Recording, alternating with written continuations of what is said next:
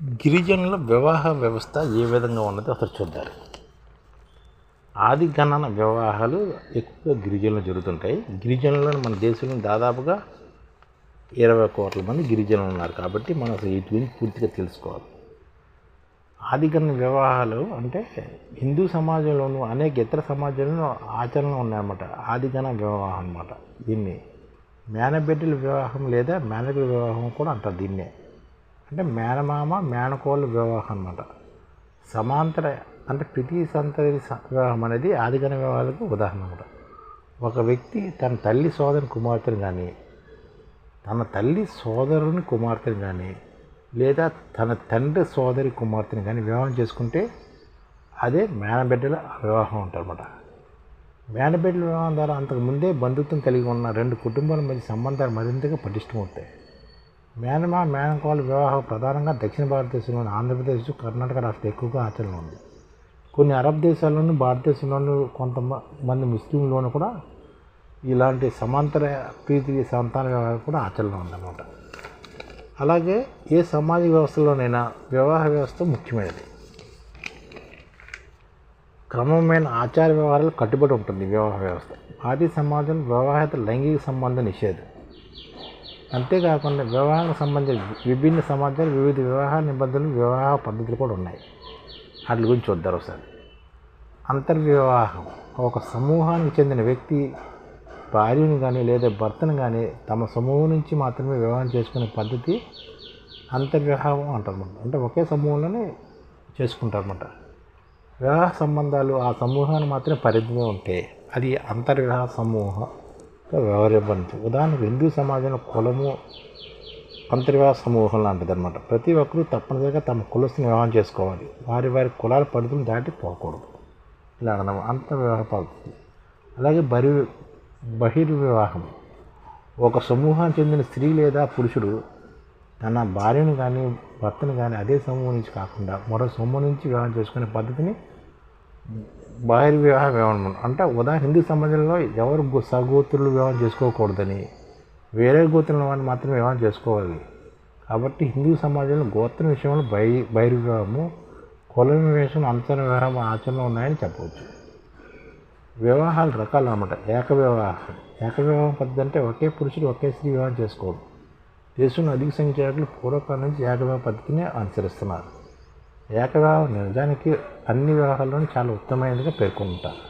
నేటి ఆధునిక సాంఘిక ఆర్థిక వ్యవస్థలో ఏకవివాహం ప్రతిష్టమైనది గాను, లాభదాయకమైనది గాను, జన ఆమోద్యమైనది గాను భావించి ప్రపంచ దేశాలని ఏకవివాహాన్ని చేసుకుంటున్నారు, ఆచరిస్తున్నారు, అనుసరిస్తున్నారు. బహుభార్యత్వం అంటే ఒక పురుషుడు ఒకరికంటే ఎక్కువ మంది స్త్రీలను వివాహం ఆడే పద్ధతినే బహుభార్యత్వం అంటారు. వేదకాలం నుంచి ఆధునిక కాలం వరకు బహుభార్యత్వం పద్ధతిని రాజ్యాధినేతలు, ధనవంతులు తదితరులు అనుసరించారు. అంతేకాక ఈ వివాహ పద్ధతి మన దేశంలో నివసిస్తున్న ఆదిమ తెగల్లోని ముస్లింలను ఎక్కువగా కనిపిస్తుంది. మన దేశంలో ఆదిమ తెగలైన నాగాలు, గోండులు, బైగాలు బహుభార్యత్వాన్ని పాటిస్తున్నారు. సమాజంలో స్త్రీల సంఖ్య పురుషుల సంఖ్య కంటే ಹೆಚ್ಚుగా ఉండడం, ఎక్కువ మంది భార్యలు ఉండటాన్ని ఒక ఆదాగా పరిగణించడం, వారసుల నిమిత్తం అనేక మంది భార్యలను చేసుకోవడం, అలాగే స్త్రీ ఆర్థికాభివృద్ధి సహాయకారిగా ఉండడం ప్రధాన కారణంగా పేర్కొనవచ్చు.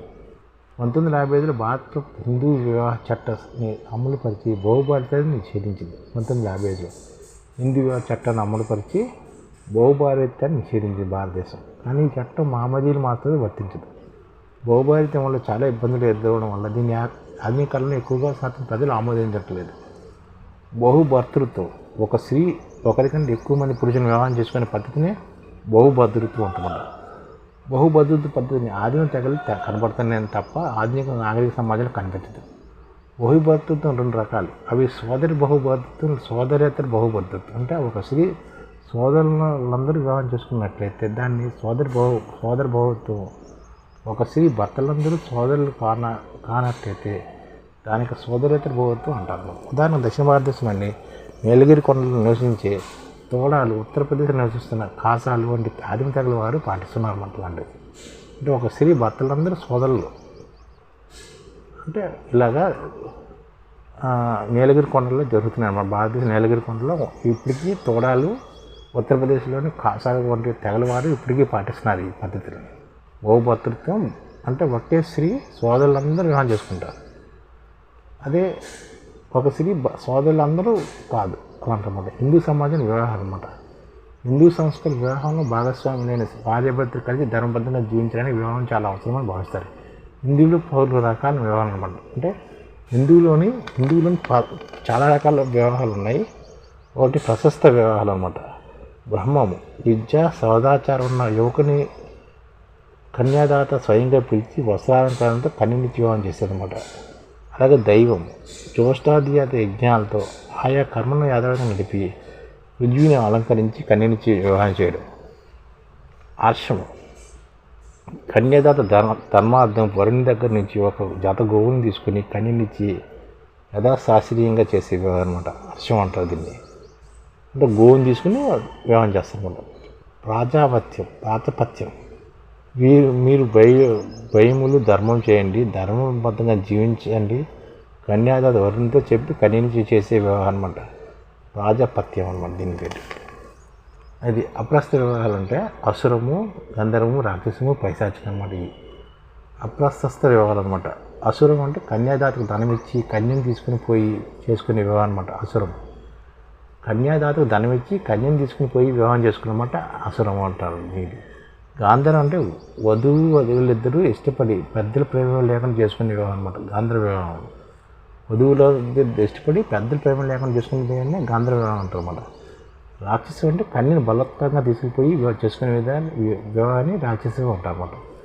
పైశాచం అంటే నిద్రావస్థలు కానీ అపార్ట్మెంట్లు కానీ ఉన్న కన్యను బలవంతంగా తీసుకుని వెళ్ళి పెళ్లి చేసుకోవడం. ఇది పైశాచం అంటారు అన్నమాట. ఇలాగా అప్రస్థ వివాహాలు 4 రకాలు: అసురము, గాంధర్వము, రాక్షసము, పైశాచం. అలాగే ప్రశస్త వివాహాలు ఏంటంటే బ్రహ్మము, దైవము, హర్షము, ప్రజాపత్యం అనమాట. ఇవి 4 రకాలు, అయ్యో 4 రకాలు. ఇలాగే హిందూ సమాజం వివాహ వ్యవస్థ ఉందన్నమాట. అలాగే గిరిజనులు కూడా వివాహ వ్యవస్థ ఉంది. ఇలాగా వివాహ వ్యవస్థలు భారతదేశంలో ఉన్నాయన్నమాట. బహుభారతీయత్వం అని అదని ఇదని రకాలుగా ఉన్నాయి. దీని గురించి తెలుసుకోవడం ఎందుకంటే అన్నీ చెప్తున్నాం కాబట్టి మన పెద్ద బాల్ టైప్ లాంటి కాబట్టి అందుకని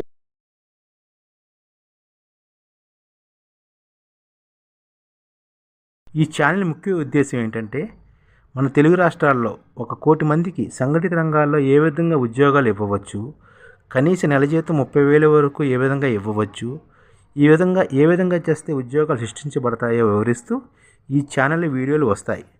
అలాంటి వీడియోలు మీకు కావాలంటే మన ఐడిఎఫ్ భాస్కర్ ఛానల్ని సబ్స్క్రైబ్ చేసుకోండి. ఐడిఎఫ్ అంటే ఇండియన్ డెవలప్మెంట్ ఫోర్స్. ఈ వీడియోలు చూసిన తర్వాత మీకు నచ్చితే లైక్ చేయండి, మీ ఫ్యామిలీ మెంబర్స్కి షేర్ చేయండి, మరియు మీ ఫ్రెండ్స్కి షేర్ చేయండి. Thank you. నమస్కారం.